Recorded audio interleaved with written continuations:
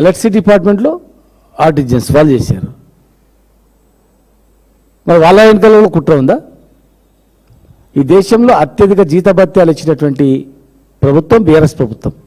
అందులో ఎంప్లాయీస్కు electricity employees అందరికన్నా ఎక్కువ, హైయెస్ట్ సాలరీస్ ఇండియాలోనే. ప్రభుత్వ ఉద్యోగులకు నెంబర్ 1 అయితే అంతకన్నా ఇంకా అత్యధిక జీతభత్యాలు.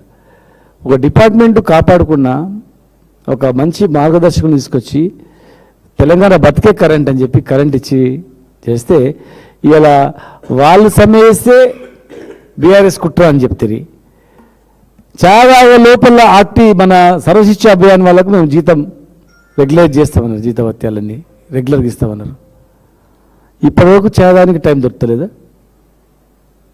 ఆశా వర్కర్లు రోడ్లు ఎక్కిండ్రు, ఎవరు హ్యాపీగా ఉన్నారు? విద్యార్థులు దాదాపు 11,500 కోట్ల బకాయిలు ఉన్నాయి.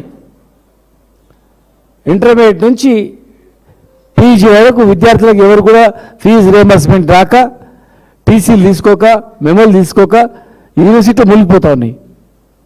పై చదువులేక 2 లక్షల ఉద్యోగాల నుంచి విద్యార్థులు నిరుద్యోగులు రోడ్డు మీదకి ఎక్కిండ్రు. యూరియా సంచులు దొరకక రైతులు రోడ్డు మీదకి ఎక్కిండ్రు. రైతు బంధు రాక రోడ్డు మీదకి వచ్చిండ్రు. రిటైర్డ్ ఉద్యోగులకు వాళ్ళ జమ చేసిన డబ్బులు వాళ్ళకి రాక వాళ్ళు ఒక్కొక్కరు చనిపోతూ ఉన్నారు, ధర్నాలు చేస్తూ ఉన్నారు. అసలు ఎవరు హ్యాపీగా ఉన్నది? ఎవరు? రైతులు హ్యాపీగా ఉన్నారా? మరి 42% ఇస్తామని చెప్పి బీసీలు హ్యాపీగా ఉన్నారా? దళిత బంధు ఇస్తామని చెప్పి అయినటువంటి ఎస్సీలు హ్యాపీగా ఉన్నారా? ఎస్టీలు హ్యాపీగా ఉన్నారా? రైతులు హ్యాపీగా ఉన్నారా? ఎవరు హ్యాపీగా ఉన్నారని? 420 హామీలలో ఎవరైనా హ్యాపీగా ఉన్నారా? ఉద్యోగులు హ్యాపీగా ఉన్నారా? ఏదో మీరు చేస్తారని నమ్మకంతో మీకు ఓటేసి అధికారంలో తీసుకొస్తే ప్రజలను పీడిస్తూ హింసిస్తూ పూర్తి తెలంగాణను దివాలా తీపిస్తూ అణచివేస్తూ ఏ ఒక్క హామీ నెరవేర్చకుండా కూల్చడం తప్ప ఏం లేదు. జేసీబీలకు ఫుల్ గిరాకు ఉంది. ఇటాచీలు జేసీబీలు. చేయి గుర్తు బదులు ఇటాచి గుర్తు పెట్టుకోండి. ఇటాచీ జేసీబీ గుర్తు కరెక్ట్ సరిపోతుంది. ఇటాచీలు తప్ప ఏం లేదు పని చేసేది, కూల్చుడు తప్ప ఏం లేదు. కట్టుడు లేదు, కూల్చుడే. కూల్చుడు, దంచుడు, పెట్టుడు, లోపల వేసుడు, అంతే, వేరే ఏం లేదు. ఇలా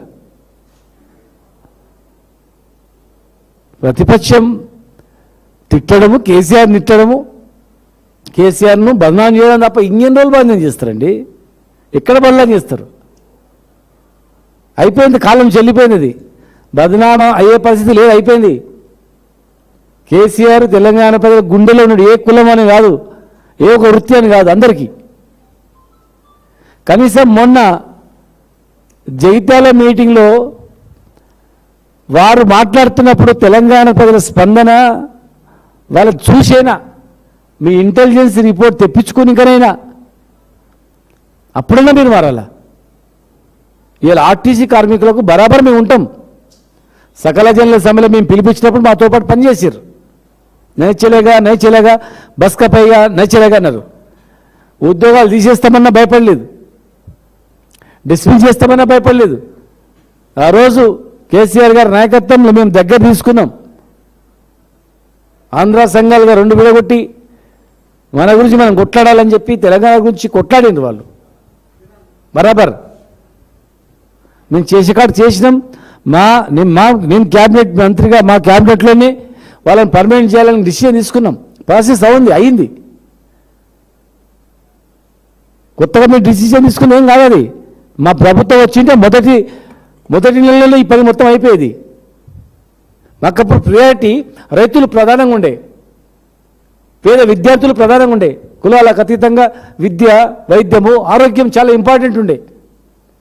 ప్రతి జిల్లా కేంద్రంలో హాస్పిటల్ ఉండాలని, తిండి చావు బతుకుల మధ్యలో ఎవరు కొట్టుమిట్టాడొద్దు, రోగాలు రావద్దు అని అందరికీ విద్య, అందరికీ ఆరోగ్యము, రైతుకు సంతోషము, రైతు భక్తిని మేము భక్తమని చెప్పి ప్రధానం ఇచ్చిండ్రు. మిగతా అన్నీ ఒక్కొక్కటి ఓటు చేసుకునే ప్రణాళికలో భాగమే అవన్నీ. కానీ తొందరపడి మిమ్మల్ని నమ్ముకున్నారు. ఇవాళ నట్టేట ముంచారు మీరు. నట్టేట ముంచేసి ఇవాళ ప్రజలను అల్లకల్లం చేసేసారు. ఎవడు ఏడ ఇల్లు కట్టుకోవాలని వాడు భయం ఉంటుందా పోతుందా అని. ఏ లేఅవుట్లో ప్లాట్ కొనాలన్నా కూడా వాడు 10 మందికి చూపించుకుంటున్నాడు. అంతకుముందు HMDA layout, urban development layout అంటే కళ్ళు మూసుకొని తీసుకునేవాళ్ళు. ఇవాళ ఏ లేఅవుట్ అన్నా కూడా, ఏ పర్మిషన్ ఉందన్నా కానీ భయమే. ఒక లేక్ ఉందంటే లేక్ చూపిస్తూ బ్రోచర్ కొట్టించుకునేవాళ్ళు. ఇవాళ లేక్ బ్రోచర్ ఉందంటే కొనిటోడు లేడు. వాయబై ఇది పోతుందరా అని విధ్వంసమైపోయింది తెలంగాణ అంతా. ఇలా ఆర్టీసీ కార్మికులను మీరు చర్చలకు లేకుండా, మాట్లాడకుండా ఉట్టిగా పార్టీలో అపాండం వేస్తారా? ఇందాక మేము కలిసినాం, అమర్జ స్థూపం దగ్గర ఉంటే ఫోన్ చేస్తే మాట్లాడొచ్చినాం. ఒక ఉద్యమకారునిగా సపోర్ట్ చేసినాం, అడిగినాం కాంగ్రెస్ అనుబంధ సంఘాలు ఉన్నాయంటే అందరు వచ్చినారని చెప్పి. ఆ అనుబంధ సంఘ నాయకుడు అతను మాట్లాడిండు, కార్మిక నాయకుడు, కాంగ్రెస్ పార్టీకి అనుబంధంగా ఉన్నాయంటే, కాంగ్రెస్ పార్టీ చురుకైన పాత్ర పోషిస్తున్నటువంటి వాళ్ళు కూడా నా దగ్గర మాట్లాడిండు. అన్నా మాకు మోసం జరిగింది, ఖచ్చితంగా కొట్లాడతామని. మూకుమ్మడిగా అన్ని సంఘాలు పర్మనెంట్ చేయమని రెడీగా ఉన్నా సంతకం పెట్టట్లేదు. ఎలక్ట్రికల్ బస్సులు తీసుకొచ్చి బీహార్ నుంచి, ఛత్తీస్గఢ్ నుంచి డ్రైవర్లు తీసుకొచ్చి నడుపుతుండ్రే. ఇక్కడ డ్రైవర్ లేరా? తెలంగాణ వాళ్ళు డ్రైవర్లు కూడా లేరా? పనికిరారా? మొత్తం హైదరాబాద్లో ఉన్న కార్మికులను దూర ప్రాంతాలకు వేయాలని ప్లాన్ చేసిర్రు. అంటే మెల్లమెల్లగా ప్రైవేట్ పరం చేస్తే జిల్లాకు ఒకరు పంచుకొని తినాలనుకున్నారు అందరూ. ఒక్కొక్క మంత్ ఒక జిల్లాకు పంచుకొని ప్రైవేట్ బస్సులు నడుపుకోవాలనుకున్నారా? కొత్త బస్సులు కొనరు, ఉన్న బస్సులతో నడిపిస్తారు. మెల్లగా ప్రైవేట్ పరం చేయడానికి ప్లాన్ అంతా కూడా. ఇది ఆర్టీసీ కార్మికుల సమస్య కాదు, తెలంగాణ ప్రజల సమస్య. రేపు ప్రమాదం జరిగితే ఎవడు బాధ్యులు?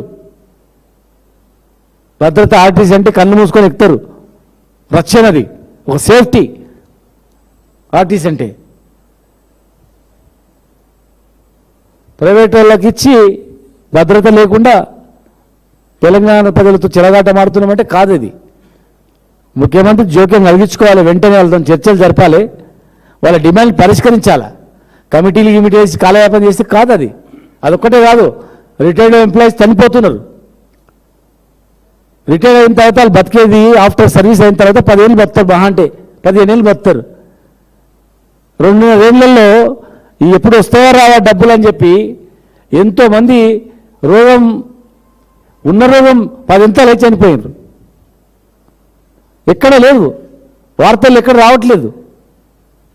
ఈరోజు కాళేశ్వరం జడ్జిమెంట్ తర్వాతనైనా, ఘోష్ నివేదిక జడ్జిమెంట్ తర్వాతనైనా ప్రభుత్వం కళ్ళు తెరవాలి.